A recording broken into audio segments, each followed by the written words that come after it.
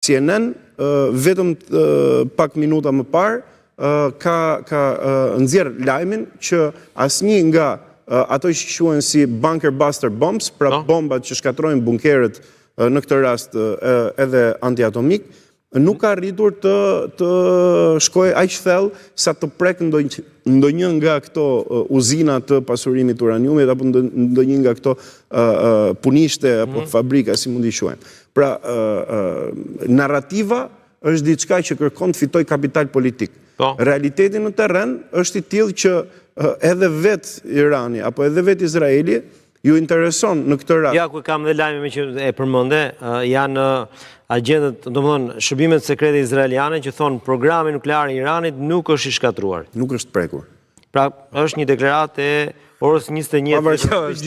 Kjo paka shumë për këtë që lufta s'ka mbaruar. Lufta s'ka mbaruar. Po, faleminderit për konfirmimin, Denis. Jo, unë thash ç'a thotë një palë, tani po them ç'a thotë pala tjetër. Dhe pas ka nxjerr CNN-i. Çështja jo vetëm CNN-i, jo, po them, po lexoj mediat italiane në këtë rast, po. Pra, pyetja që u bëni, çështja është pse ndaluan? Pse ndaluan? Sepse në radh të parë në gjykimin tim dhe ndikoi Rusia në këtë ndalim. Patjetër. Në radh të parë në gjykimin tim dhe mbi gjitha nga ajo që ne lexojmë nga analistët e tjerë që janë shumë më të thelluar, pra ata kryesisht perëndimor.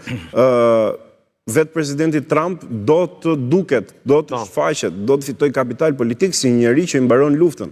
Pra, nëse Pakistani e falenderon atë publikisht, globalisht për shuarjen e konfliktit Pakistan-Indi vetëm një muaj më parë, apo që ta çojnë si nominim për çmimin Nobel, nuk e ke dëgjuar se çka ka thënë sot Rute për të? Apo e ke dëgjuar? Ne kemi pjesën e dytë, ajo ishte diçka. Mu duk servilizëm si ai. Dhe themi ne pastaj pse ne jemi me amerikanët kaq në një farë mënyrë kaq kokulur. Imagjinoni kur të dëgjoni pas pak e kam deklaratën e sekretarit të NATO-s se çfarë mendon për Donald Trump, do të kuptonin se sa e fortë është perandoria amerikane. Këtu dalim tek ajo. Një fjali vlera që i kemi dhënë deklaratave të... Për Rusin, ma lejoni? Po, për Rusin, a ka ndikuar Rusia këtu? Pavarësisht se ata kërkuan që të ishin negociator në këtë konflikt, unë besoj që Rusia, gjëja kryesore që do të donte, nëse do kishte pasur luksin që ta përfillnin në këtë konflikt si negociator, do të ishte që t'ju jap unë diçka se Iranin e kam në anën time dhe mund të negocioj, që të më jepni diçka atje. Pra ajo quid pro quo latine, që më jep këtë të t'jap atë. Ky ka qenë për më interesi kryesor i Rusisë, por unë besoj realisht që edhe Rusia edhe Kina mund ta shisnin Iranin, apo si që thonë Amerikanët mund ta hidhnin poshtë autobusit, vetëm për të marrë ndonjë gjë tjetër që e duan realisht. Por nuk besoj që Rusia ka, le të themi, një dashuri apo një aleancë të pasgjithshme me Iran. Vetëm një interes i momentit. Dhe për ty kush e ndaloi për momentin luftën? Mendoj e ndaluan veprimet e presidentit Trump. Për arsye? Do të dalim